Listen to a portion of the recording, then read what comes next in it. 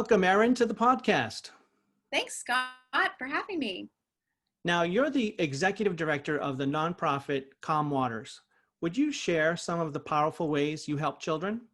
Oh, I would love to. Calm Waters is a very special place. We are a grief center located in Oklahoma City. We are kind of a family of grief centers that are located across the nation. But what we do here at Calm Waters is essentially provide healing and hope for families that have gone through just really terrible loss, mostly because of death or divorce. And the unfortunate thing about loss is that it's going to happen to all of us at some point in time in our life or another. Like death doesn't discriminate. Doesn't matter how much money you make or where you come from. We're all going to face it. And for some families, it is just more than they can handle. And I'm touched every day when I get to answer the phone or get to talk to one of the families that we serve. And of course, it's terribly difficult to hear their heartbreaking stories, but I choose to focus on the hope that we provide them by giving them a community of support, giving them a safe place where they can come and feel what they need to feel without judgment, without all those weird, awkward comments that sometimes we all have been accused of saying when somebody loses somebody very special to them. And I personally connect to this mission because I have experienced loss in my life. My dad died by suicide when I was a little girl, and I also suffered just years and years of infertility and lost 4 babies to miscarriage before I ever had my first son. And so there's something really special about my role here and my passion for this work and just understanding where our families are coming from and how much a leap of faith it is for them to even pick up the phone and call us and ask for help. And I'm sorry to hear about all your losses. It seems rare to have an occupation that is so perfectly aligned with your mission and purpose. Did that take a long time for you I know you had you have a wealth of different occupations in your resume and an experience. Did it take a long time to sink into what really was aligned? That's a really good question, and it's something that I have thought a lot about over the course of my career. My background is in public relations and marketing, and I always had envisioned myself doing the corporate thing, perhaps broadcast TV or working behind the scenes in corporate PR. And I had started to go down that path after I graduated from college. And I distinctly remember one day, it was actually shortly after one of my miscarriages, I had this moment of realization that I wanted to do something that meant more. Not to negate the work that I was doing at the ad agency that I was working for at the time, but it just didn't fill my cup. It didn't give me joy. And it was not what I felt was the best use of my skills and abilities. And so just through the course of applying for new opportunities, I landed into the nonprofit community and honestly have been blown away by how much I resonate with this space. I think because I have such a heart for families, and so a lot of the agencies that I've worked for specifically lift up children and families and giving them the education and the training and the knowledge that they need to help themselves. I worked for a number of international nonprofits and got to travel extensively across the globe, and meeting people whose life circumstances are very different from yours is a profound thing and changes your perspective on your own struggles, but also gives you far more gratitude for the life that you have.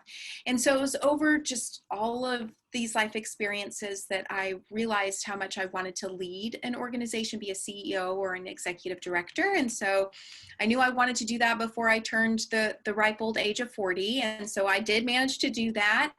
I'd been familiar with Calm Waters for a number of years and loved the mission, and the opportunity happened to present itself. The prior executive director was retiring, and so naturally, because of my grief story, it made sense for me to apply, and here I am 2 years later. That's a great story.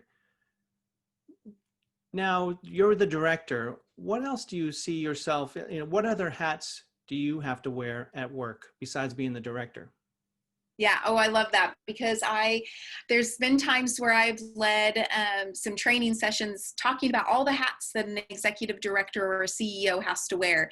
And here at Calm Waters, we have some child therapy rooms, and one of our child therapy rooms is a drama room. And in that room, we have hats like firemen and a sheriff's hat or whatever. And so I quite literally feel like some days I am a fireman where I'm putting out fires, right? Or any number of things. But certainly as an executive director, my ultimate goal is to make sure that my team feels supported and affirmed and appreciated. I want to make sure that our programs are being delivered with the highest amount of quality and with care and concern. I work very closely with our board of directors, and so a lot of my time is spent working alongside them, facilitating meetings. I do a lot when it comes to fundraising, raising money. That we can't do what we do without money. And so a lot of my time is spent raising money as well. HR, just kind of the basics of making sure our employees have benefits, that they get paid every other week. Some of those kind of non-glamorous things are all a part of the hats that I wear. And certainly not an exhaustive list, but covers some of the basics of what I do. Mm-hmm. Your TED Talk was inspirational and timely given the pandemic. What should working women know about work-life balance? Mm. Well, first of all, they should know that work-life balance does not exist. Work-life balance is an idealistic perspective on life. Like that is, you would be aiming for perfection, and perfection is not real. I really encourage working moms to seek a fulfilled life instead. What happens when we start engaging in activities and careers in our life that drain us, it has the potential to drain us in every other aspect of our life as well. And so it's so very important for us to determine what fills us with joy. As I was saying earlier, in my career, I liked what I did. It was fine. It paid the bills, but it didn't fill me with joy. It didn't like fire me up. And that trickled into my personal life, into my community activities. And it wasn't until I found a career and a passion that I loved, it was almost like the skies open up, right? Like you can effectively do so much more when the things that you're doing fulfill you. And so I love to talk to working moms and encourage them to identify within each area of their lives, personally, professionally, and within their own community, the things that they really enjoy. What are their priorities? And then make sure that the activities and the things that they do align to those priorities. What do you think is the difference between people who are able to identify their purpose and those that can't? People that work a job that is not fulfilling or Mhm. relationships that are not fulfilling? I really think a lot of it boils down to fear. We all struggle a bit with feeling like we're enough or knowing what our purpose truly should be. And I think a lot of times we need to get out of our own heads. We allow negative self-talk to dominate our headspace sometimes, and it shadows and clouds all the good that we bring to this world. And it's so important for us to recognize that it is indeed possible for us to do more than we ever imagine, and that we need to never ask ourselves the question, what if? I like to live a life without regret. And I find that fear has a way of keeping us from doing the things that we really want to accomplish. And even just giving it a try, right? Like go after the thing that you're not so sure that you want to do, because you may decide or determine that it is the perfect fit for you. And the worst thing that can happen is that you rule it out and say, nope, indeed, I wasn't supposed to be a landscape gardener for a living, whatever it is. Right. Um, so just how important it is for us to believe in ourselves, to give back to our own community, to serve others, and to ignore that negative self-talk that goes on in our heads. Great. Now, switching gears a bit to productivity, Which app, software, and technology do you rely on for most of your personal productivity and the productivity for your team? That's interesting. I am highly organized by nature. I love to have a to-do list. I'm pretty old school, so I like to handwrite my to-do list. Although some of my staff, they like to do, things that are a bit more tech savvy, I suppose. But I rely very heavily on, our calendars. I actually have a shared calendar, our home as well, because I'm effectively managing not just my schedule and my staff's schedule and the agency's schedule, but all the people that live in my house at home. And so Right. it's really important to make sure that all those sync. And so I make sure that through my Outlook and my Gmail, all of our calendars are connected, so that none of those hats or none of those balls get dropped in the process. I'm trying to think of any others um, that I use, and I really can't think of any, to be honest with you, from Hmm.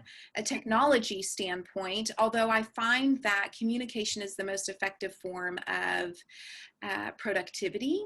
So I meet weekly with my staff as a team, but then I also meet one-on-one with my staff for them to have space to talk through challenges or concerns with me and vice versa.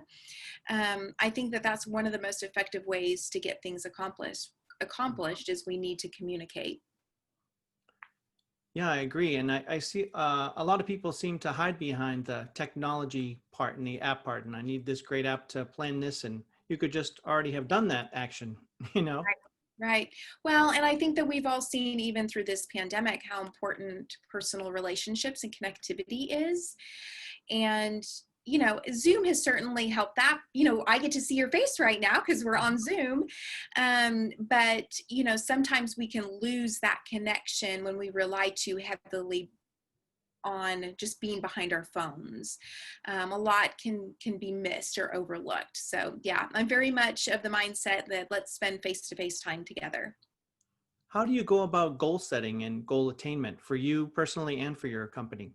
Yeah, so I like to host strategic planning sessions with my team. In fact, we are hosting one here in the next few weeks. We have some big important things happening. I'm moving our agency's location to a brand new building in just a couple months. And so we are going off site to do some strategic planning, think through how are we going to effectively execute that move while still serving our clients and families. And I love doing that. I go off site. We need to be away from, our offices without distraction. And we write that strategic plan. We set goals. We set goals together and make them very measurable. That's one of the things that is important, is making sure that any goal that you set, personally or professionally, that it's attainable, that it's measurable, and that you have accountability and that there's a deadline associated with it. I also personally love to set goals. I do so short-term and long-term. I find that I get excited when I get to accomplish a goal. And so that's why the short-term goals are very important, because they help you then gain that sense of accomplishment and give you motivation to accomplish those longer-term goals. And I don't generally set them in January. I'm not like a big New Year's resolutions kind of gal, because I feel like that's that's a bit of a fad. I find that you can set goals any time of the year, that it's important to stay on top of the things that are important to you. And sometimes your priorities can shift over the course of the year. And so you can reset those goals in the How do you, process. how do you balance between, some people say, set the goals really big and some, achievable? Is there a balance or like a stretch goal, that kind of Yeah. argument? I always think that it's important to stretch yourself. I wouldn't have all of your goals be stretch goals. Like I said, sometimes you even just have to have a daily goal, right? Like, I'm going to get on the treadmill today, like we were talking about earlier. So they can be, I definitely think you need to have small, super attainable goals. Again, you need to feel accomplished. But absolutely, we all need to be stretched. This pandemic has shown us that we can indeed be stretched and still come out of it mostly sane, hopefully mostly sane, right? Right. But yeah, I mean, you can't grow and learn without taking some risk and without pushing yourself and challenging yourself to do something bigger than you ever would have imagined you would have done. What's a hobby that you enjoy that most people would be surprised about? Hmm. Sounds like a party question, right? Or a board game Right? question. I don't know that. Well, to be surprised, so I enjoy pageantry. Not everybody necessarily knows that about me, but I recently competed in the Mrs. Oklahoma America pageant and placed first runner up. So that was really exciting. But I enjoy pageantry just because it gives me the opportunity to create new, amazing relationships with other women. I get to kind of harken back to my love for dance. I grew up dancing and I don't get to do that much anymore. And so pageantry allows me to do that. Plus I get to dress up and look really pretty and I love that too. So it's it's a goal that I get to work toward, but also demonstrate to my own girls and my own children and hopefully other women that just because you're a mom and just because you are an employee or a leader or CEO or whoever you are, that you can have passions outside of all of that that are super unique to you. And you shouldn't allow anybody to judge you for those. If it matters to you and it lights your fire, then do it. Hmm. I love that example of being that example for the kids Yeah. of how you go about things. I've often find that with hobbies and passions and interests, it seems like sometimes we just get stuck in that surface level. Like I want to try yoga with goats this week and then something Right. different next week, but to go pick something and go deep on something over a long period of time, whether it be cooking or, like I'm into backgammon and, Okay. just having that well that you can continually deepen is so rewarding and fulfilling. It is, absolutely. And, again, I think we need to remember how important of it is to set the example and the tone for our children and for those that are watching us. I mean, that sounds kind of creepy, but truly, as leaders, especially, people are watching us and they look for that inspiration because all of us again are seeking the next big thing in our lives, but sometimes we don't know how to get there and we need to look to the example of others to recognize it is indeed possible. Hmm, that's great. I've got one final question for you, Erin. What's one powerful action step that our listeners can take to help them live a more joyful, productive, and fulfilling life? Hmm. I would highly encourage all of your listeners to take an inventory right now of all the commitments that you have on your plate. So start with that inventory, figure out which boards are you serving on, what does your job commitments look like, how many activities are your kids involved in, all of those kinds of things. And then determine what your priorities are. What are the things that fill you with joy? And do those activities align to those priorities? And if not, you need to find a way to step back from them. I find that all of us have a little bit of like an internal, I don't know what you call it, but like an internal dialogue. So we get that feeling inside of us sometimes when we commit to something and then we dread it. Well, why do we dread it? Because it doesn't really fill us with joy, right? That is like an internal temperature gauge that tells us what we should be doing and what we shouldn't be doing. Now, granted, there's some things that we just have to do. Like, goodness gracious, I don't love to do the dishes, but I have to do them, right? So there's some things in life you just have to do. But when it comes to bigger commitments and activities for yourself, for your personal and professional life, you need to trust that inner temperature gauge to help you identify where you should be spending your time. Because I can guarantee you, if the majority of what you're focusing your time on does fill your cup, you're going to feel so much more balanced in every aspect of your life. Great. I love that. Well, you shared a lot of great things for us to think about. And thank you very much, Erin, for being on the podcast. Thanks for having me. You're meant to do great things. If you want to be an innovator and visionary, you have to manage your busy life like one. The All the Hats We Wear planner is the planner for the future. I want to give you a free month of the planner to try out for yourself. Nothing will slip through the cracks anymore. When you use the All the Hats We Wear planner, you'll have everything you need at your fingertips. All of your goals, a vision statement, a list of daily habits, and a checklist to track your progress. Key information for the small and large projects on your plate.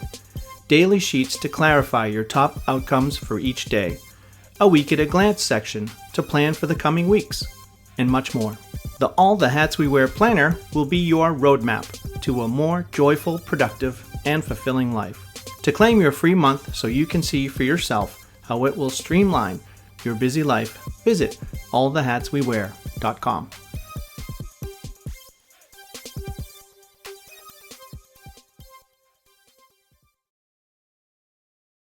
You're meant to do great things. If you want to be an innovator and visionary, you have to manage your busy life like one. The All the Hats We Wear planner is the planner for the future. I want to give you a free month of the planner to try out for yourself. Nothing will slip through the cracks anymore. When you use the All the Hats We Wear planner, you'll have everything you need at your fingertips. All of your goals, a vision statement, a list of daily habits, and a checklist to track your progress. Key information for the small and large projects on your plate. Daily sheets to clarify your top outcomes for each day. A week at a glance section to plan for the coming weeks, and much more. The All the Hats We Wear planner will be your roadmap to a more joyful, productive, and fulfilling life. To claim your free month so you can see for yourself how it will streamline your busy life, visit allthehatswewear.com.